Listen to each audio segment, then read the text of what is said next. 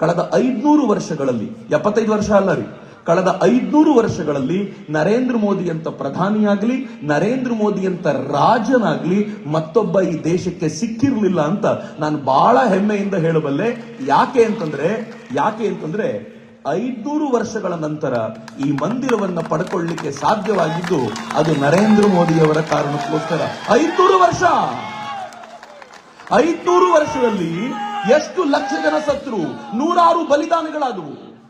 ಇಲ್ಲಿ ಈ ಜಾಗದಲ್ಲಿದ್ದಂತ ಒಂದು ಕಟ್ಟಡ, ಆ ಕಟ್ಟಡವನ್ನ ಕೆಡವಿದ ಕಾರಣಕ್ಕೆ, ಚಿತ್ತಾಪುರದವರು ಕೇಳಿಸ್ಕೊಳ್ಳಿ, ಅಲ್ಲಿದ್ದ ಒಂದು ಕಟ್ಟಡವನ್ನ ರಾಮ ಭಕ್ತರು ಕೆಡವಿದ್ರು ಅನ್ನೋ ಕಾರಣಕ್ಕೋಸ್ಕರ ಡೆಲ್ಲಿಯಲ್ಲಿ ಬಾಂಬ್ ಬ್ಲಾಸ್ಟ್ ಆಯ್ತು, ಮುಂಬೈಲ್ ಬಾಂಬ್ ಬ್ಲಾಸ್ಟ್ ಆಯ್ತು, ಬೆಂಗಳೂರಿನಲ್ಲಿ ಬಾಂಬ್ ಬ್ಲಾಸ್ಟ್ ಆಯ್ತು, ಮಂಗಳೂರು, ಹೈದರಾಬಾದ್, ಕೊಯಂಬತ್ತೂರು ಎಲ್ಲೆಲ್ಲೂ ಬಾಂಬ್ ಬ್ಲಾಸ್ಟ್ ಆಯ್ತು.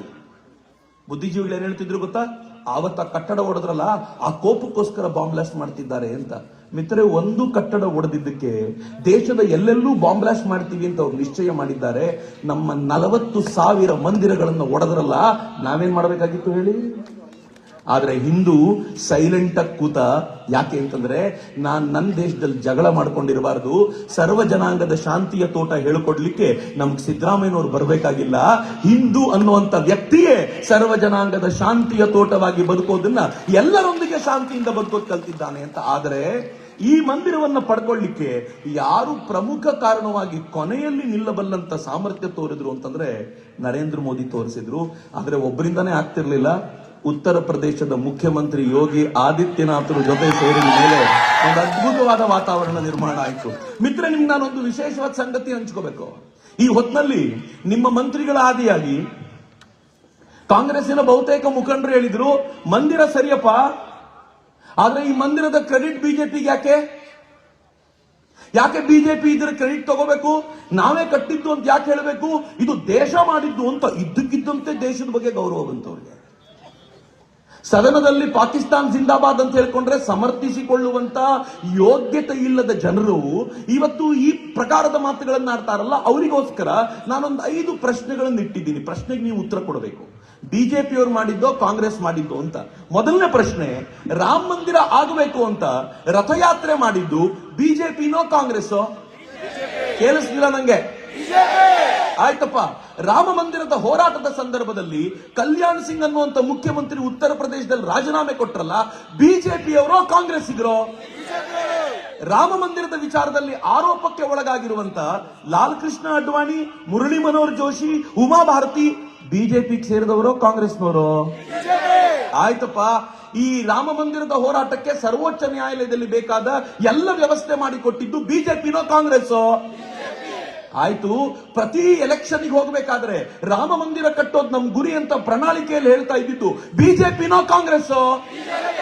ಫೈನಲ್ ಪ್ರಶ್ನೆ, ಈ ರಾಮ ಮಂದಿರ ಆಗುವಂತ ಹಂತದಲ್ಲಿ ಕೋರ್ಟಿಗೆ ಒಂದು ಭರವಸೆ ಕೊಟ್ರಲ್ಲ, ನೀವೇನ್ ನ್ಯಾಯ ಕೊಡಬೇಕೋ ಕೊಡಿ, ಇದರಿಂದ ಏನೂ ತೊಂದರೆ ಆಗದಂತೆ ನೋಡಿಕೊಳ್ಳುವ ಜವಾಬ್ದಾರಿ ನಮ್ದು ಅಂತ ಹೇಳಿದ ನರೇಂದ್ರ ಮೋದಿ ಮತ್ತು ಯೋಗಿ ಆದಿತ್ಯನಾಥ್ರು ಬಿಜೆಪಿಯವರೋ ಕಾಂಗ್ರೆಸ್ ಅವರೋ? ಎಲ್ಲ ಬಿಜೆಪಿ ಮಾಡಿದ್ರೆ ಇವ್ರದೇನ್ರಿ ಮಧ್ಯೆ? ಪ್ರಶ್ನೆ ಕೇಳಬೇಕಲ್ಲ, ಏನ್ ಮಾಡಿದ್ರಿ ಇವ್ರ ಮಧ್ಯದಲ್ಲಿ?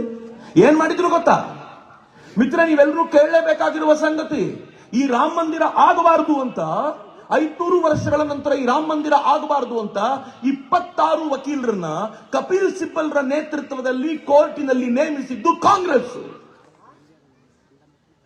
ರಾಮ ಮಂದಿರ ಆಗಬಾರದು ಅಂತ.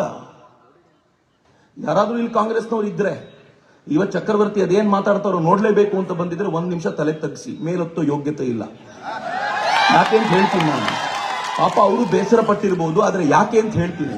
ಈ ರಾಮ ಮಂದಿರದ ಇನಾಗ್ರೇಷನ್ಗೆ ಸೋನಿಯಾ ಗಾಂಧಿ ಅವರಿಗೆ ಬನ್ನಿ ಅಂತ VIP ಪಾಸ್ ಕೊಟ್ರೆ ಏನಂದ್ರು ಗೊತ್ತಾ? ರಾಮ ಮಂದಿರದ ಇನಾಗ್ರೇಷನ್ಗೆ ನಾನು ಬರಲ್ಲ, ನನಗದು ಇಷ್ಟ ಆಗಲ್ಲ ಅಂತ ಅವ್ರು ಮಾತ್ರ ಹೇಳಿದ್ದಲ್ಲ, ಈ ಭಾಗದ ಅನೇಕ ಬಾರಿ MP ಆಗಿದ್ದಂತ, ರಾಜ್ಯಸಭಾ MPಯೂ ಆಗಿರುವಂತ ಮಲ್ಲಿಕಾರ್ಜುನ್ ಖರ್ಗೆ ಅವರು ಕೂಡ ಬರಲ್ಲ ಅಂದ್ಬಿಟ್ರಲ್ರಿ. ಈ ದೇಶದ ಪರಂಪರೆಯ ಸಂಕೇತ. ದೇಶದ ಮೂಲೆ ಮೂಲೆಯಲ್ಲಿ ಜನ ಜೈ ಶ್ರೀರಾಮ್ ಅಂತ ಹೇಳುವಂತ ಸಂದರ್ಭದಲ್ಲಿ ನಾವು ರಾಮ ಮಂದಿರಕ್ಕೆ ಬರಲ್ಲ ಅಂತ ಯಾಕಂದ್ರು ಗೊತ್ತಾ? ನಮ್ಮ ವೋಟ್ ಬ್ಯಾಂಕ್ ಹಾಳಾಗುತ್ತೆ ಅನ್ನೋ ಏಕೈಕ ಕಾರಣಕ್ಕೋಸ್ಕರ ರಾಮ ಮಂದಿರಕ್ಕೆ ಬರಲ್ಲ ಅಂತಂದ್ರು. ನನಗೆ ಕರ್ನಾಟಕದ ಕಾಂಗ್ರೆಸ್ಸಿಗರಿಗಿಂತ ಇಲ್ಲಿ ಯಾರಾದ್ರೂ ಇದ್ರೆ ಕಾಂಗ್ರೆಸ್ಸಿಗರು ತಲೆ ತಗ್ಗಿಸಿ ಅಂತ ಅದಕ್ಕೆ ಹೇಳಿದ್ದು. ಕರ್ನಾಟಕದ ಕಾಂಗ್ರೆಸ್ಸಿಗರಿಗಿಂತ ಉತ್ತರ ಪ್ರದೇಶದ ಕಾಂಗ್ರೆಸ್ಸಿಗರ ಮೇಲೆ ಅಭಿಮಾನ ಇದೆ. ಯಾಕೆ ಗೊತ್ತಾ?